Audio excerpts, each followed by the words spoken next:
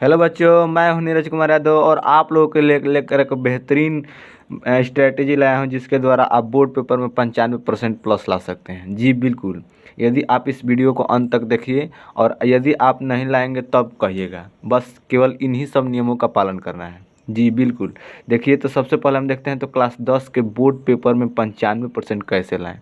आप बिल्कुल 95% लाएंगे।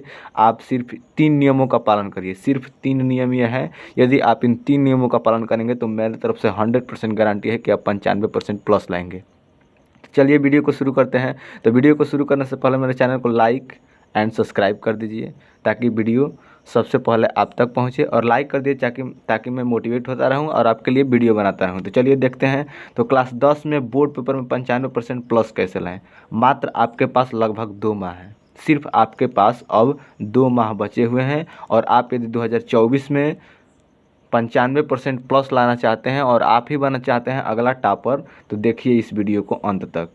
तो देखिए मात्र आपके पास 2 माह बचे हैं और यदि आप 95% से ज़्यादा लाना चाहते हैं तो इन 3 नियमों का पालन करें। यदि आप इन 3 नियमों का पालन करेंगे तो आप बिल्कुल 95% प्लस ला सकते हैं। तो ये 3 नियम क्या क्या हैं? तो सबसे पहला नियम है कि आपको टारगेट से पढ़ाई करना है। टारगेट से पढ़ाई करने का मतलब यह हुआ कि आप हमेशा पहले 10 मिनट बैठिए। पढ़ने से पहले आप क्या करेंगे, 10 मिनट बैठेंगे और 10 मिनट में आप अपना टारगेट बनाएंगे। टारगेट क्या बनाएंगे कि मुझे मैथ में ये प्रश्नावली सॉल्व करना है। आप बना लीजिए कि 2 महीना में हमें ये पूरा सिलेबस ख़त्म करना है और उस हिसाब से अपना टारगेट बना लीजिए कि मैथ का हमें हर दिन एक प्रश्नावली, एक पाठ में जितने भी प्रश्नावली, उस हिसाब से मान लीजिए कि एक प्रश्नावली आ रहा है तो एक प्रश्नावली। यदि ज़्यादा सॉल्व करना है किसी को तो बना लीजिए कि एक चैप्टर एक दिन में ख़त्म करना है या एक चैप्टर का आधा चैप्टर ख़त्म करना है। जैसे मान लीजिए कि किसी चैप्टर में 5 प्रश्नावली है तो ये बना लीजिए कि हमें 2 प्रश्नावली एक दिन में सॉल्व करना है और 2 प्रश्नावली आप सॉल्व कर लीजिए, फिर अगला दिन 2 प्रश्नावली। तो टारगेट भले इसमें कितना भी घंटा लगे या कितना भी कम समय में आप इस टारगेट को पूरा कर लीजिए, लेकिन टारगेट के हिसाब से ही पढ़ाई कीजिए। तो पहला नियम यह है। तो आप बिल्कुल मैथ हो या इंग्लिश हो या कोई भी हो, सिलेबस के तहत पढ़िए, स्मार्ट स्टडी कीजिए। स्मार्ट स्टडी कीजिए। स्मार्ट स्टडी तभी होता है जब आप सिलेबस के तहत पढ़ेंगे।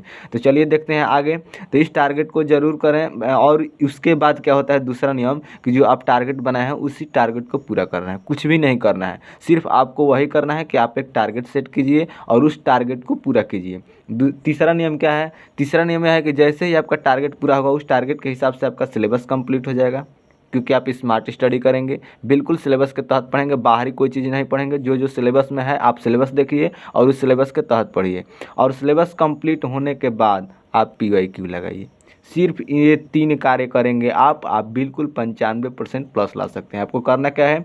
टारगेट से पढ़ाई करना है, हर चीज़ का टारगेट बना लेना है और उस टारगेट को ज़रूर पूरा करना है। भले धरती पलट जाए लेकिन इस टारगेट को पूरा करने से नहीं छोड़ना है, तभी आप 95% प्लस ला सकते हैं, अन्यथा आप कभी भी नहीं ला सकते हैं। ये मेरी तरफ से गारंटी मान लीजिए या बधाई मान लीजिए, आपका जो भी हो। तो सिलेबस कंप्लीट होने के 95% आप ला सकते हैं, बिल्कुल इसमें कोई शक नहीं है। सिलेबस कंप्लीट होने के बाद आप PYQ लगाइए। तो वीडियो को अंत तक देखने के लिए आप लोगों को धन्यवाद। जय हिंद।